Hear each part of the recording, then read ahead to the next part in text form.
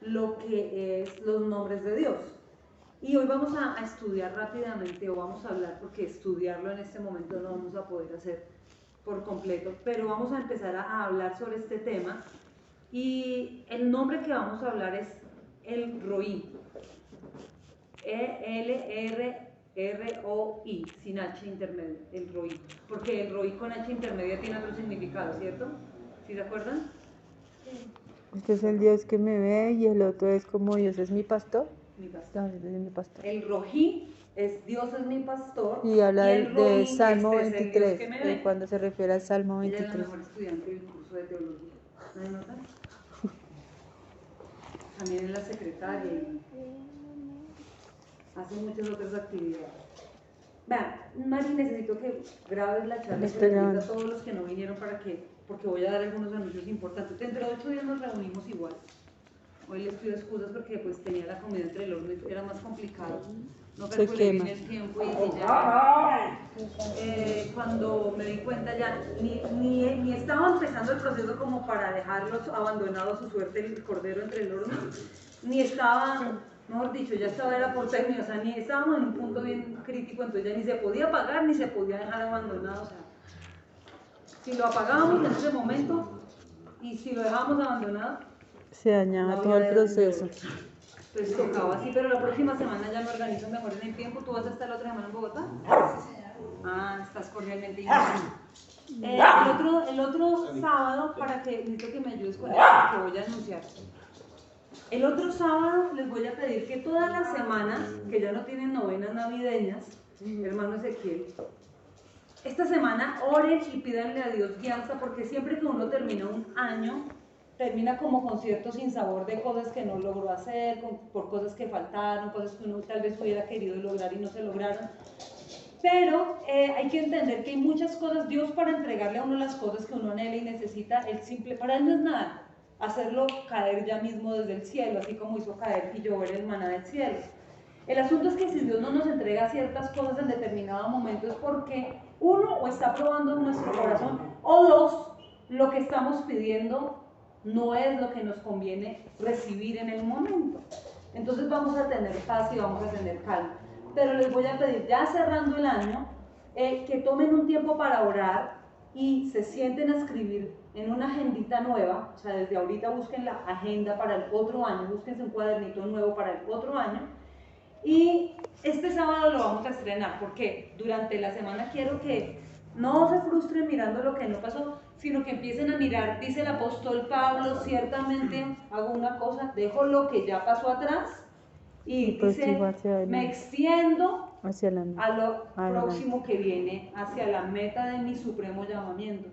Porque nosotros no podemos vivir anclados al pasado ni a los errores de las cosas que no hicimos, que hicimos bien mal, o sea, ya lo que pasó no se puede cambiar, pero sí podemos cambiar lo que hacemos ahora para que el futuro sea diferente. Tenemos una oportunidad. Mientras haya vida, hay esperanza. Entonces vamos a tomar esta semana lapicito, papelito y vamos a empezar a pedirle, Señor, guíame, ¿qué viene en el 2023 para mí? Porque el Señor habita la eternidad, dijo el profeta Isaías. Él conoce el pasado, Él conoce el presente, Él conoce el futuro. Y nuestro futuro está solamente en manos de Dios. Entonces nos vamos a sentar con el Espíritu Santo, le vamos a pedir, Señor, guíame para este año. Yo he estado orando por una palabra para la iglesia y el Señor ya dio la respuesta y el 31 voy a desatar la palabra, la vamos a impartir. Vamos a orar de acuerdo a esta palabra, pero quiero que ustedes también estén como en el mismo corazón y se sienten y empiecen a planear. Vamos a buscar hacer propósitos, así como los borrachos, como los que están en recuperación de los alcohólicos anónimos, un día a la vez. Que cada paso o cada cosa que nosotros nos propongamos dentro del propósito sea algo real, porque el poner metas irreales nos frustra y nos amarga. Vamos a ponernos metas que sean reales, metas que vamos a trabajar día a día, porque la constancia es lo que marca la diferencia, es la disciplina lo que hace cambiar las cosas. Usted puede encontrar un futbolista muy talentoso, pero que no entrena jamás, y el tipo es un petardo, porque aunque tenía el talento, si no se disciplina y trabaja todos los días, no hace nada, pero también encuentra personas que desde muy pequeños tienen el talento y empiezan a cultivarlo y a entrenar y entrenar y entrenar, que cada día que entrenan se hacen más excelentes, y la vida cristiana es eso, es un día a día. Dice que el Señor decía, cada día trae su propio afán. Entonces vamos a entregarle el año al Señor, vamos a terminar esta semana que es crucial, es la última semana, y vamos a tener en una agenda, en un cuaderno, los propósitos para el otro año, y quiero que pongan en cada área de sus vidas. La primera área, que es la que es el motor de todas las áreas, es el área espiritual. ¿Sí? Esa es la más importante. El área espiritual, viene luego mi área emocional, que son mis emociones, tenerlas en equilibrio, sanas, perdonar, soltar, todo esto. Mi área familiar, mi área personal, o sea, porque hay retos personales que todos tenemos que tener. Yo quiero pintar mi casa, un ejemplo. Yo quiero cambiar los muebles. Yo quiero estudiar, quiero aprender inglés, quiero aprender culinaria. Pero entonces vamos a poner propósitos y cosas que yo quiero hacer, estudiar esto. Voy a entrar al SENA, por ejemplo. Pero hermano, si eso está en el propósito de sacar una carrera técnica, un tecnólogo, lo que sea, el primer paso es empezar, bueno, el propósito es este, pero voy a inscribirme, voy a averiguar, voy a hacer voy a dar pasos para eso. Voy a pintar mi casa, me propongo ahorrar, no sé, o dejarla en la mitad de año, bueno, lo que sea. Quiero renovar mi armario, quiero cambiar el televisor, entonces todo lo vamos a plasmar en el papel. ¿Por qué? Porque la Biblia enseña que el pueblo sin visión perece. La Biblia dice que tenemos que poner la visión delante de nosotros y caminar hacia ella, que la debemos escribir en tablas. Antiguamente escribían en unas tablas. Nosotros ahora tenemos la oportunidad de escribirlas en papel, en físico, diferente al físico de ellos. Entonces vamos a escribirlo y vamos a hacer lo que la palabra de Dios nos manda. Escríbelas y camina para que la visión se cumpla. Entonces voy a sacar mis otros 2 semestres de psicología, o sea que ya estaría más de mitad de carrera en psicología.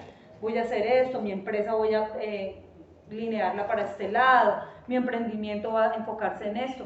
Y voy a pedir, Mari, algo muy especial, y esto es muy aparte, va a ser algo voluntario porque tú lo estás grabando para que ellos lo sepan personalmente. Hoy estaba orando y yo le decía al Señor, yo quiero que la iglesia para el otro año termine de una manera diferente en sus finanzas, que la Navidad, lo que es noviembre y diciembre para la iglesia, sea un tiempo diferente, de más abundancia en muchas cosas. Y yo sé por la palabra de Dios que hay animalitos que nos dan lecciones, y dentro de esos animales, por ejemplo, está la hormiga, y la hormiga empieza a almacenar y guarda y guarda y guarda y hace una provisión para el momento en que debe usar la provisión. Entonces, Mari, yo te voy a pedir, si tú quieres también, porque eso es voluntario, si tú no quieres, pues oramos y miramos quién nos puede ayudar con eso, pero creo que tú eres una persona muy organizada en el manejo de las finanzas y muy responsable, no irresponsable, porque sonó como irresponsable, honesta y responsable y honesta, pongámoslo así para que no suene feo. No cabe, digo. No, es responsable, pero mejor vamos a decir responsable y honesta, para que no suene extraño. Entonces, si tú quieres, como tú tienes tu cuenta de ahorro en Caja Social, una cuenta que es solo ahorro, me gustaría que con la gente del martes hiciéramos un ahorro en la cuenta que tú tienes, y no es una cadena, porque en una cadena todos ponen, y por decir hoy me toca a mí, yo la gasto hoy, y por decir mañana le toca, o dentro de 8 días le toca al otro y se lo gasta. Yo quisiera que hiciéramos una especie de cadena, aunque mucha gente dice que las cadenas son del diablo, no es así porque no es una pirámide, es un ahorro organizado, pero esto no sería una cadena como tal, sino sería un ahorro programado, para que todos al final, para lo que es Black Friday, todos tuviéramos un ahorro porque tenemos planeadas unas vacaciones y no las pudimos realizar porque ahorita no hay dinero, porque teníamos programada una salida a orar por la ciudad en el cerro, no se pudo por falta de dinero. Y no, el dinero no debería frenarnos, creo que nos falta organización un poquito. Entonces yo quisiera, Mari, óralo y tú me das una respuesta antes del sábado, para que cada uno, entonces haríamos un cuaderno que tú lo recibes ahí en la oficina, por decir, Nicolás entregó 100.000, escogemos las fechas, puedes ir al 15, a la quincena de mitad de mes, y te entregan a ti el dinero y en la planilla que la persona firme, entregue tanto. Y tú tienes igual un talonario de recibos, entonces tú le das el recibo a la persona y tú guardas tu control ahí y ya. Y al final, porque por lo menos cuando yo he hecho ahorros de cadena, porque yo los he hecho y eso me ha servido demasiado, o sea, demasiado, yo siempre busco que me lo entreguen al final porque no quiero gastarme la plata antes y luego pagarla, porque eso es muy aburridor ya uno pagar algo que ya se gastó. Ya uno le da como dolor de estómago, uno estar pagando, si se la gasta de primeras y luego paga y paga, pues es más motivante cuando uno paga y paga y a lo último de la entrega. ¿Sí? Bueno, entonces sería así para todos igual, para que cada uno tenga su ahorro, o sea, que nos obliguemos a la cultura y a la disciplina del ahorro. Un pastor decía una vez, las deudas no son del todo malas, las deudas son buenas. Y yo decía, ¿por qué una deuda va a ser buena? Si dice la Biblia que el que debe es esclavo de aquel a quien le debe. Entonces decía, no, las deudas en algo sí tienen una cosa que tú le puedes sacar bueno. El pastor Pablo de su presencia, él nos decía, ¿por qué? Y él es un economista muy bueno, ha llevado esa iglesia a un nivel económico impresionante. Él decía, porque las deudas cuando tú sales de ellas, uno dice, ay, terminé de pagar, descansé, ahora tengo más, ahora me llega la plata más libre porque ya pagué la nevera, ya pagué el televisor, ya pagué la lavadora, y uno sale, pero ya después no compras nada. Pero uno ya no compra nada. Yo he comprado cosas así, yo me he disciplinado, luego pero uno dice, y este año no compré nada, es verdad. Y finalmente me sentí como igual, o sea, ¿qué hice? No hice nada. Entonces las deudas son buenas igual porque la plata te enseñan a ti exacto, a ahorrar. Entonces hoy me tocó. Entonces, como yo ya debía y pagué mis cosas, yo tengo que aprender de alguna manera. Hago de cuenta como si fuera un préstamo, una deuda, y lo que estoy haciendo es un ahorro. Entonces, hermano Elkin, para que nos disciplinemos y nos organicemos todos. Si Maribel acepta, ¿sí acepta? Sí, listo. No, me parece excelente. Porque ella es supremamente organizada, o sea, ella tiene todo siempre en cada cosa, entonces ya listo. Y cada uno a final de año, como ya tiene su control, sus valecitos y su firma y todo el cuento, dice, bueno, a mí me va a sacar tanto. Que ese día celebremos, que ese día nos vayamos a comer algo, una hamburguesa o lo que sea, y digamos, todos estamos terminando bien. O sea, tenemos un ahorro y voy a comprar esto para mi casa, o voy a invertirlo en mis hijos, o en la ropa, bueno, lo que sea, pero que todos sientan como que, bueno, ahorramos y logramos hacer algo, porque no podemos llegar a otra Navidad y otra vez como que todo así. ¿Listo? Entonces, para que tú lo hagas con la gente del martes, para empezar con los del martes que son los más serios. ¿Listo? Si quieren, le damos la oportunidad, hermanos, de que si su merced va a venir en Bogotá, bienvenida sea. ¿Listo? Entonces eso, María. Y traen dentro del cuadernito, dentro de 8 días, los propósitos para este año, porque vamos a entregarle eso al Señor. Vamos a presentarle todos nuestros cuadernitos y los vamos a poner acá en el altar, el lugar donde escribimos lo que anhelamos y los propósitos en cada área de nuestras vidas. Lo traemos acá al altar y vamos a orar. Vamos a tomar un tiempo para orar por esos sueños, por esas metas, y le vamos a consagrar el año que viene al Señor. Terminamos un año de bendición y le consagramos el siguiente año, pero con un propósito claro. ¿Listo? Bueno, entonces vamos ahora sí al libro de Génesis, capítulo 16. A ver, monito, colabórele la tierra. Génesis 16, capítulo 16, vamos a ir al versículo 13 hasta el 14. Voy a leerlo en la Nueva Versión Internacional. Génesis 16, versículo 13 al 14. Me avisan cuando lo tengan, o si quieren Nicolás lo puede ir leyendo o Manucito. Génesis 16, 13, 14. Como el Señor le había hablado, Agar le puso por nombre el Dios que me ve, pues se decía, ahora he visto al que me ve. Por eso también el pozo que está entre Cades y Bered se conoce con el nombre de Pozo del Viviente que me ve. Ahí, yo creo que cada uno sabe de esta historia. Tal vez nos equivocamos a veces porque creemos que esta es cuando ella sale con el niño. Y acá lo que nosotros estamos viendo es una mujer que ha pasado por una situación complicada, porque yo no puedo ver otra cosa. Una mujer que era la esclava de una casa, ¿sí? Una egipcia que fue esclava, Ella en primer lugar no pidió ser esclavo porque nadie quiere ser esclavo de otro.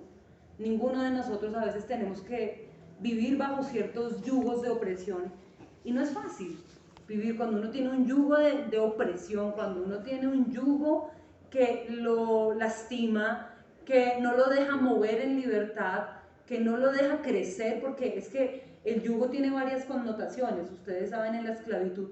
El yugo, muchas veces a la persona donde tenía el yugo puesto, los yugos puestos, hacían heridas, hacían llagas. Y ciertas partes del cuerpo se deformaban por causa de los yugos que a la gente le ponían. Un ejemplo es el cepo, cuando una persona era esclava y la metían en el cepo y duraba mucho tiempo. A veces, si eran personas muy adultas o muy jóvenes, que ya están en decadencia en su sistema óseo, o cuando su sistema óseo se está apenas fortaleciendo, el hecho de estar tanto tiempo en una postura hace que haya tensión en los músculos y haya deformidad o haya deformación. De igual manera, los grilletes para los esclavos causaban heridas. Y el hecho de tener una esclavitud, bueno, eso hablando en el plano físico, pero el hecho de vivir como un esclavo, ser esclavo ya sea de una deuda, ser esclavo de una enfermedad, ser esclavo de una persona que oprime, que hiere, que lastima, ser esclavo de un trabajo, de un jefe. Esos son otros tipos de esclavitud moderna, ser esclavo de una adicción, por ejemplo, de una droga, del alcoholismo. Hay tanto tipo de esclavitud moderna. Y esta mujer de la que se está hablando acá en estos dos versículos se llama Agar. Y ella nunca pidió en primer lugar ser esclava. En segundo lugar, ella no pidió que la embarazaran, agarraron su cuerpo sin permiso de ella, sin su permiso tocaron su cuerpo de una manera, para mí es indigna, porque algo que no se concibe dentro del amor y del respeto es algo indigno.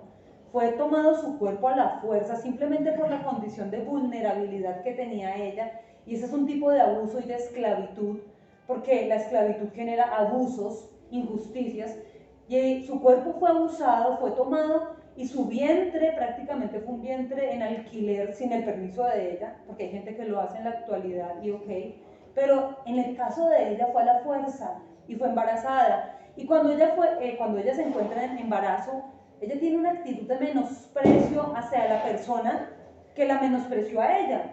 Y digo que la menospreció porque en su condición de superioridad la obligó a hacer cosas que ella quizás ni quería, ¿cierto? Abraham era ya un hombre viejo.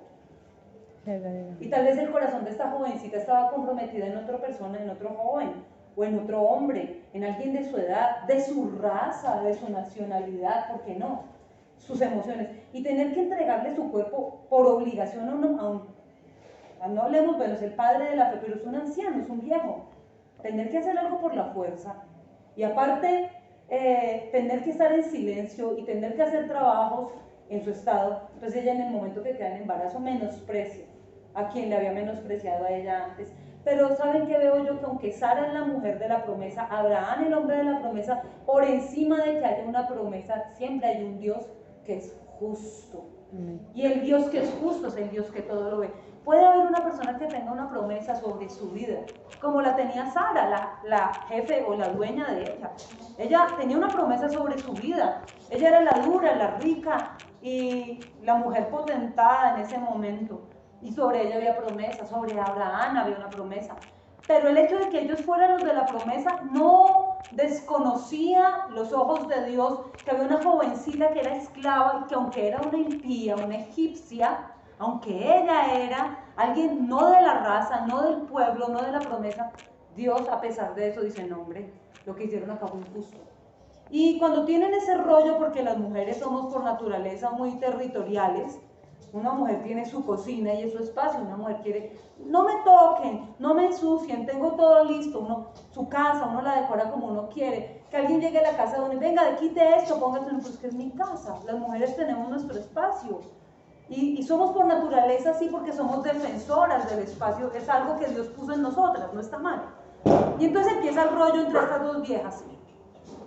Sara, por un lado, que es la jefe, dueña, y por el otro lado Agar, la egipcia, sobre quien no había promesa, hasta ese momento no había promesa. Y dice que la empezó a oprimir y a oprimir y a oprimir, porque le dice, y es que esta esclava, es que usted me puso, y empieza a pelearle al marido cuando ella fue la que tomó la mala decisión de meterle por los ojos y meterle a la cama al marido otra mujer. Y luego lo estaba culpando, él es que usted es el culpable, es que usted, cuando ella fue la que gestó toda la situación. Y él le dice, ok, yo en rollos, o sea, no me quiero meter en ese problema, pues mi hija, haga lo que usted quiera con ella.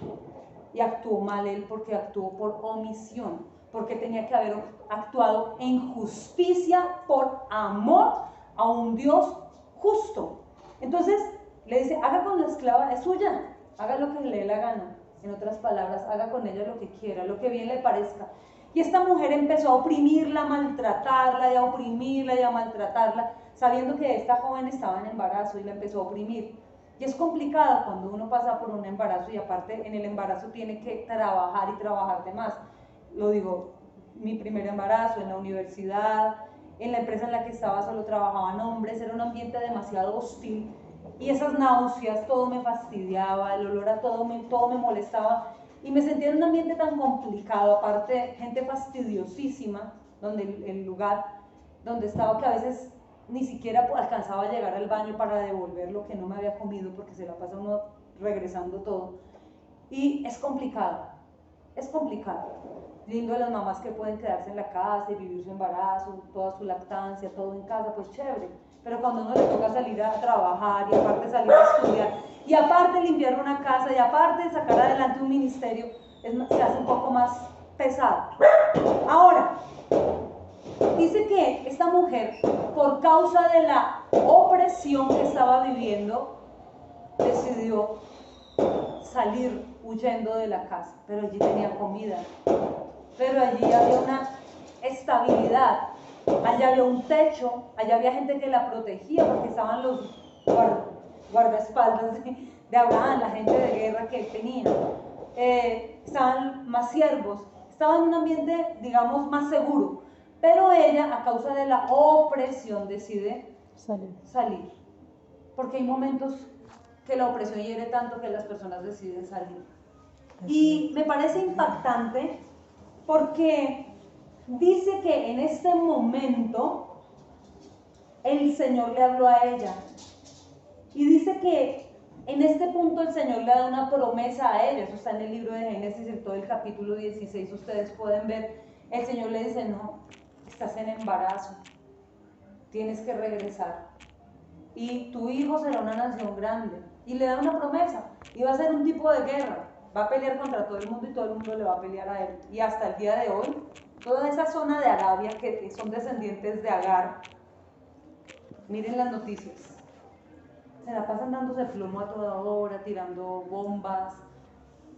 Es pero se cumplió la palabra, se levantó una nación próspera y fuerte, un hombre de guerra, una nación de guerra.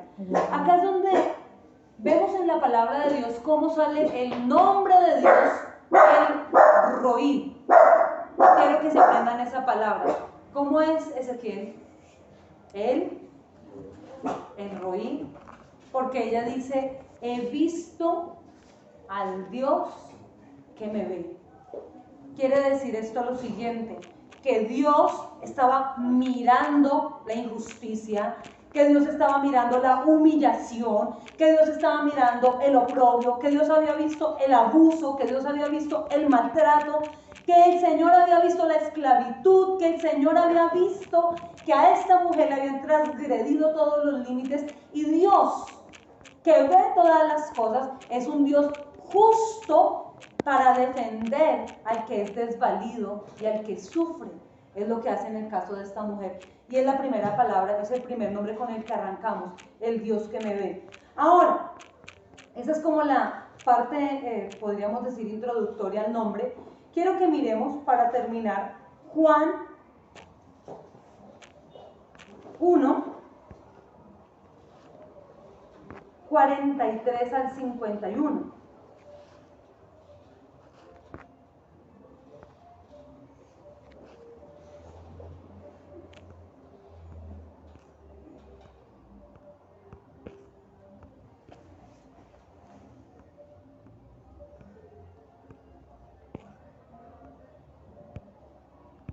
Y dice, Al día siguiente Jesús decidió salir hacia Galilea. Se encontró con Felipe y lo llamó. Y le dijo, ¿qué palabra? ¿Qué le dijo? ¿Qué le dijo Juan? Sí. Ahora te llama Juan, Juan el qué. Sí, Felipe era del pueblo de Betsaida, lo mismo que Andrés y Pedro. Felipe buscó a Natanael y le dijo, hemos encontrado a Jesús de Nazaret, el hijo de José, aquel de quien escribió Moisés en la ley, de quien escribieron los profetas de Nazaret. Respondió Natanael, ¿acaso de allí puede salir algo bueno? Entonces le responde, ven a ver. Le dijo Felipe. Cuando Jesús vio que Natanael se acercaba, comentó, aquí tienen a un verdadero israelita en quien no hay falsedad. Y entonces él dice, ¿sé por qué me conoces?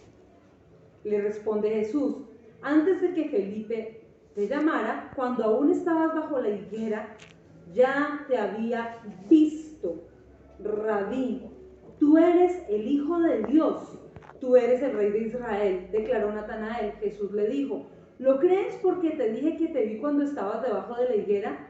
Vas a ver aún cosas más grandes que estas. Y añadió con firmeza, les aseguro que ustedes verán abrirse el cielo y a los ángeles de Dios subir y bajar sobre el Hijo del Hombre. Amén. Amén.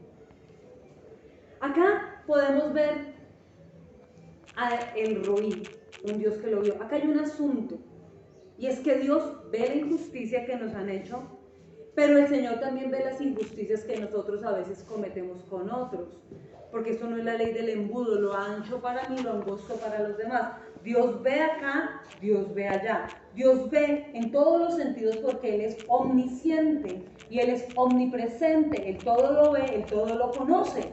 Él no necesita que nadie venga a decirle acerca de alguien algo, porque en realidad Él conoce los corazones. Nosotros vemos, según el libro de Samuel, el profeta decía, ustedes, el Señor le dijo a él, ustedes ven lo que está delante de sus ojos, pero yo miro el corazón de las personas.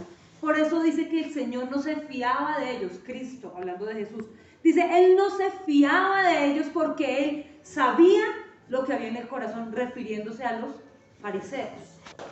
Decía, el Señor sabía lo que había en el corazón de ellos, por eso no confiaba en ellos, porque Él sabía. Entonces tenemos que entender algo acá, y es claro, Dios ve lo que me han hecho a mí, pero tengo que tener cuidado de qué manera yo actúo con las personas cuando ellos están en una condición de vulnerabilidad. Porque así como Dios ve lo que me hacen a mí, Dios también ve lo que yo hago para dañar y agredir a otros. Ese es el Roí, el Dios que todo lo ve. Dice Natanael, era un israelita y él amaba la ley de Dios. Y le dicen, hemos encontrado al Mesías, al Cristo, al ungido, al Salvador. Eso lo sabemos ahora nosotros porque ya es conocido abiertamente que Cristo murió en la cruz, que Él es nuestro Mesías y nuestro Salvador. Pero antiguamente lo conocían a Él como el carpintero. Ni siquiera había pasado por la universidad de los profetas, ni siquiera tenía todo el dinero y los recursos que tenían los profetas en la antigüedad para inscribirse a la universidad de los profetas, porque la educación en ese tiempo era tan costosa como lo es ahora. Era casi inalcanzable para las clases bajas. Solo los ricos podían estudiar en la universidad de los rabinos, en la escuela de los rabinos. Solamente la gente pudiente, la gente que tenía una economía demasiado abundante podía ingresar a estudiar. Y Jesús era una persona de una economía muy promedio y ni siquiera había pasado por todos los cursos que habían pasado otros. Y sin embargo llega con toda la unción del Espíritu Santo, siendo Dios, a hablarle acá y sanando y restaurando y llamando personas a su equipo. Y los llama a ellos, a Pedro, a su hermano, y les dice, vengan para acá, ya no van a ser más pescadores, el negocio cambia. Su negocio que antes ejercían pertenecía a esta tierra, pero el negocio que ahorita van a ejercer los va a hacer ricos por la eternidad, no les va a dar una riqueza que se traga el óxido y la polilla y que se queda en esta tierra. La riqueza que ustedes van a tener es algo para siempre, y es lo que tenemos que entender nosotros. Cantábamos, soy sacerdocio genuino, Yo no era nada, me adquiriste. Y es verdad. ¿Para hacer qué? Para ser tu voz. Entonces la palabra nos da toda la dirección de lo que Dios quiere hacer con nosotros. Y aquí a Natanael, que está sentado en la higuera y tiene una actitud de menosprecio hacia el Señor Jesús. Y es lo que yo puedo ver en este tiempo, porque la gente celebra, yo les escribí en el muro de la iglesia, la gente celebra y le es fácil celebrar una novena y celebrar un nacimiento del Mesías, pero la gente no es consciente de celebrar la obra redentora de Cristo en la cruz. Celebran al niño, pero no celebran la redención en la cruz por nosotros. No celebran eso. Es más, la gente ahorita pone una novena en video. Y es lo que más reproducciones tiene en internet ahora. Ni siquiera se toman el tiempo para leer su rezo y orarlo. Ponen un video y lo hacen correr. Y lo digo porque lo vi en la familia de mi mamá. Mandan el video y eso es como ver cualquier, cualquier programa de televisión, lo ponen a que ande mientras todo el mundo habla y se ríen y hacen chistes y es un irrespeto, algo que debería ser sagrado para los católicos. Ni siquiera eso es sagrado. Ponen a que corra la historia y si al menos abrieran sus oídos para escuchar lo que esos dibujitos animados, porque son en dibujos animados, están transmitiendo. Eres el Salvador, siendo Dios te hiciste hombre, viniste a nacer en un pesebre. O sea, todo lo que está hablando sus muñequitos es lo que dice la Biblia. En eso se resume el Evangelio, pero no entienden. La gente no entiende y celebran el nacimiento de un Mesías, pero no celebran lo que Él hizo en la cruz por nosotros. Y estamos fregados cuando ni siquiera están entendiendo lo que fue el nacimiento del Mesías. Si no entienden eso en el pesebre, mucho menos van a entender lo otro. No entienden nada. Y es triste ver a la humanidad tan enceguecida en este tiempo. Me decía el pastor, la gente cree que el mundo se va a acabar mañana, están que compran por todo lado como locos, la gente suda, corre, se rapan las cosas, filas larguísimas en los almacenes, los cajeros quedaron sin dinero. La vez pasada fuimos a sacar dinero con Sara en un cajero, eso como el jueves, no sé si fue el jueves, fuimos a sacar dinero y todos los cajeros estaban dañados y no había plata en ningún cajero y la gente sacando plata, pasando tarjetas de crédito, o sea, gente con bolsas, paquetes, como si no hubiera un mañana, pagándole la gana. Tú, imagínense, un producto que vale en promoción real 370,000 pesos, un producto que yo vi, un kit grandísimo de Victoria's Secret, un baúl lleno de productos, eso era un regalazo porque un solo perfume de 100 vale eso, con todas las cosas en un baúl lo más de lindo, 370 en promoción. Eso es una promoción genuina. En esta época ese mismo baúl en promoción vale 700,000 pesos y el segundo te lo dan con el 40% de descuento. Le hacen el 40% la segunda unidad, es decir, pagas mucho más de lo que vale el baúl normalmente y hacen que la gente compre. Y se acabaron los kits, se acabaron, la gente se los rapaban como si no hubiera un mañana. Mi hermana en Nueva York, yo le mandé pedir unas cosas, le dije, fui a la casa de mi tía, vi unos de que yo le dije, yo quiero esto. Y ya me voy a ir a buscar, le dije, no, ahorita no, espérese en enero, ahorita todo está muy caro. No, los pido por internet, le dije, no señora, vamos a esperar a que bajen de precio porque no vamos a pagarle la gana al comercio.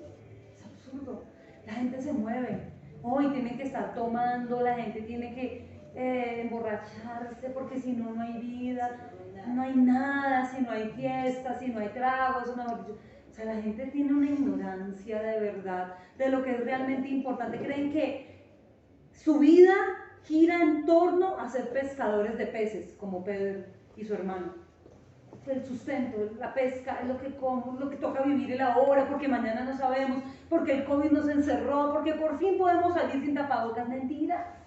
Los virus siguen, el COVID sigue, virus peores, o sea, ¿qué tan absurdo es todo eso? Nosotros lo único que tenemos que hacer es agarrarnos fuerte y bien fuerte de la mano de Dios. Es lo único. El jueves en la intercesión el Señor nos dio una palabra espectacular, ¿cierto? ¿No? Fue espectacular la promesa de Dios. Dios nos prometió 3 cosas que son supremamente impactantes. El Señor nos dio promesa. Y qué lindo cuando uno tiene una promesa, pues hay que echarle mano a la promesa y creerle a Él.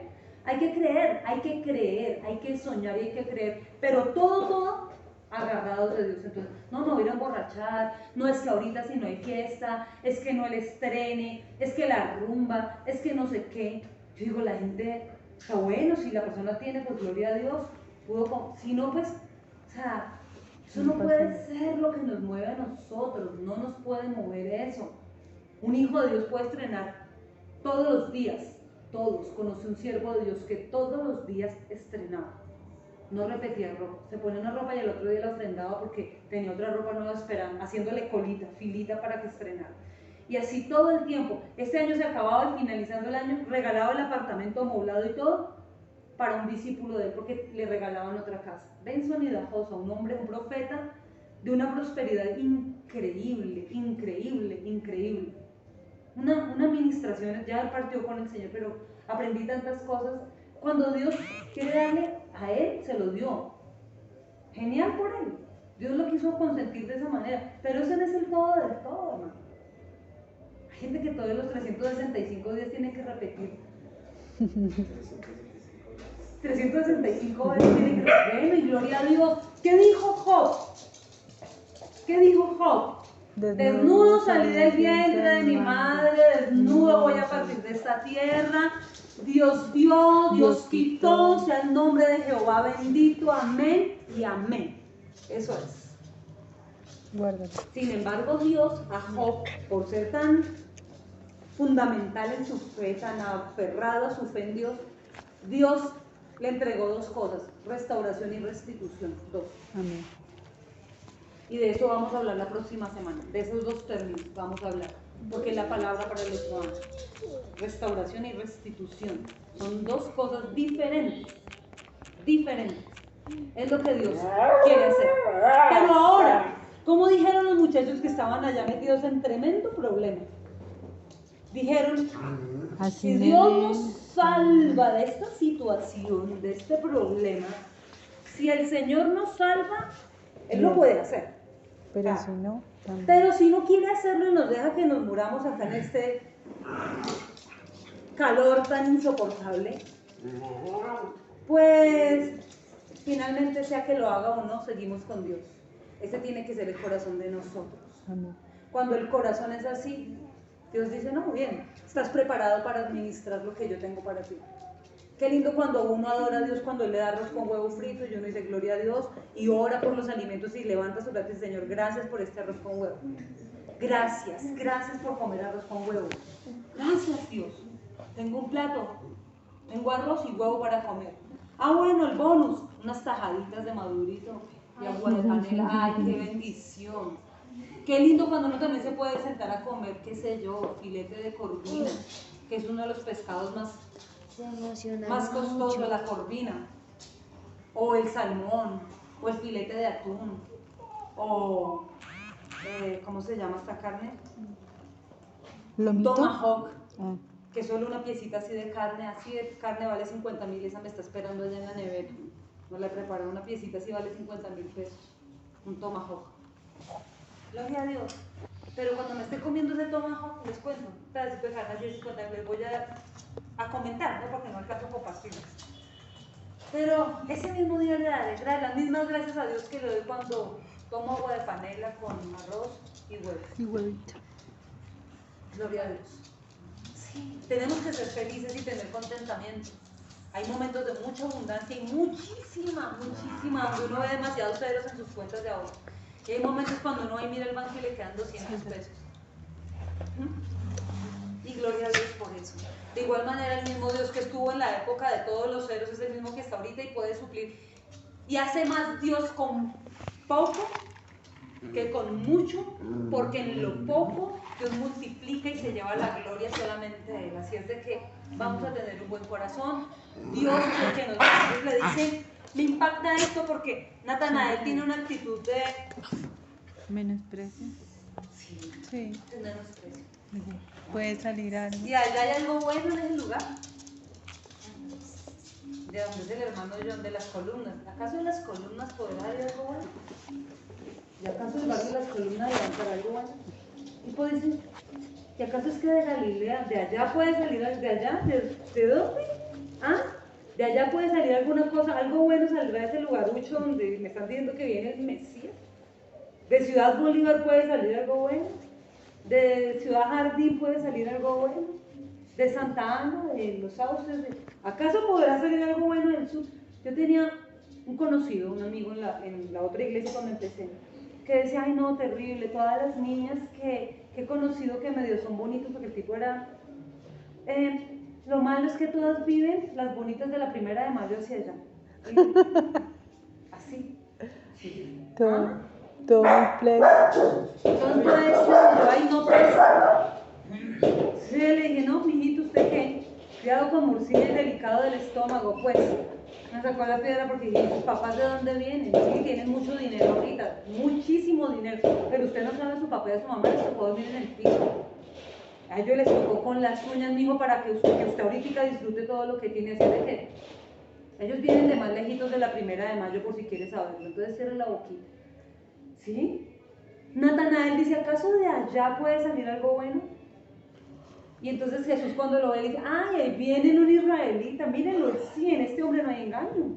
Se habló cosas muy sabias, miren. Pero tuve que nacer en un pesebre y empobrecerme para hacerlo rico a usted, mijo. Tuve que vivir en un lugar tan humilde y tan maltrajeado y tan marcado para que se cumpla la escritura de que de lo vil y menospreciado escogió el Señor para avergonzar a lo que se cree muy sabio. Es la palabra de Dios. Y se cumple en Natanael y le dice, en él no hay engaño, ese es un verdadero israelita, ese es un tipo. ¿Y usted dónde me conoce a mí? Y acá está el problema.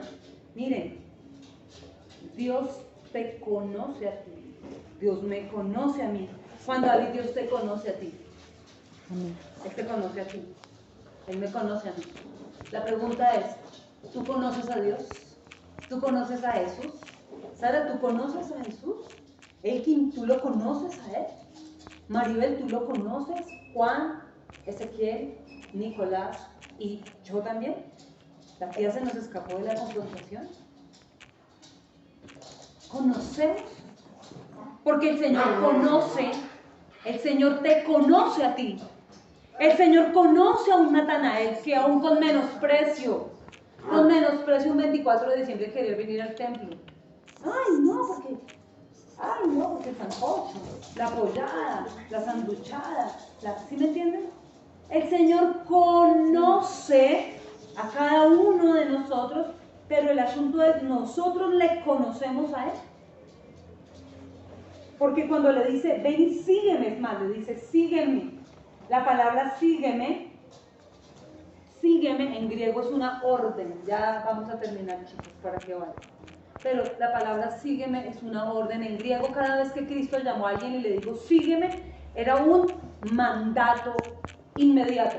Esto me hace acordar de aquel profeta, no sé si ustedes se acuerdan de un profeta que existió en la antigüedad, que pasó el otro profeta y le dijo, ven, sígueme, y de repente agarró él y con la leña de la yunta encendió un altar, sacrificó los bueyes, prendió fuego y dijo, este es mi sacrificio. Eliseo. Y arranco para allá. Eliseo hizo eso, Elías lo llamó. Cuando Elías le dijo, ven y sígueme. Elías le dice, ven, sígueme. Y Eliseo, acto seguido, rompe con todo y dice, listo, quemo mi pasado, dejo atrás todo, me importa 5 lo que, no importa, seguir a Dios, seguirlo a Él, seguirlo, mandato inmediato. No, el otro año, cuando cumpla, ¿cuántos tienes tú, Ezequiel? ¿20 ya? Ya estás como adulto, ya estás como mayorcito, ya acá llegó siendo un pollito. Yo miraba las fotos de Ezequiel cuando vino a la iglesia. Las fotos de antes era un niño, care bebé, ya estás grande, ya claro, 20 años. Yo a tu edad ya tenía mi primera hija, ¿sí? A los 19, ¿tú los cumpliste en mayo? Sí, 19. Uy, no, mijo, usted ya para los 20. Simon. No, a su edad, mejor dicho. Ya iba terminando la primera carrera. Sí, ya iba terminando mi primera carrera profesional. Está adulto ya, está como adulto. Que estudiar y seguir las cosas de Dios, ¿no? Por eso. Ajá. Toca Vea, traer pues. más a la tía, que Correa. Sí, una conversación. Orar. Exacto. Ve y sígueme, dijo el Señor. Sígueme, en el griego, un mandato inmediato.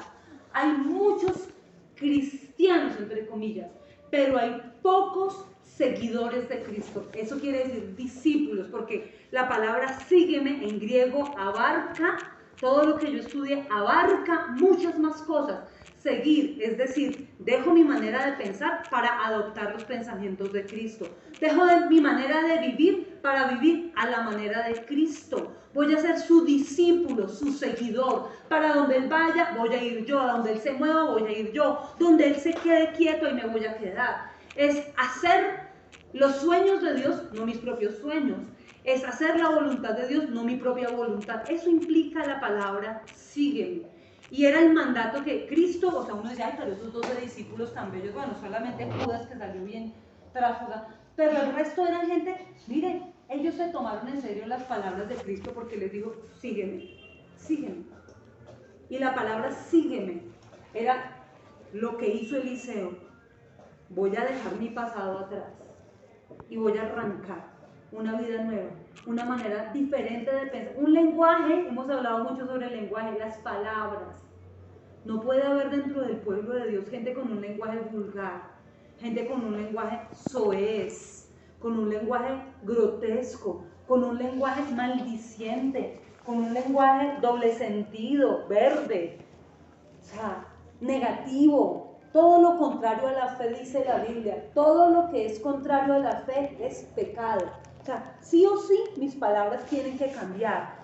Eso es ser un seguidor de Cristo. Eso es ser un discípulo de Cristo. El Señor llamó a Natanael y le dijo, sígueme, vas a ser mi discípulo. No te voy a decir cristiano, no, vas a ser eso. Porque ahorita, imagínense, la vez pasada nos contaba un señor ateo, voy en el carro y me van a limpiar el vidrio.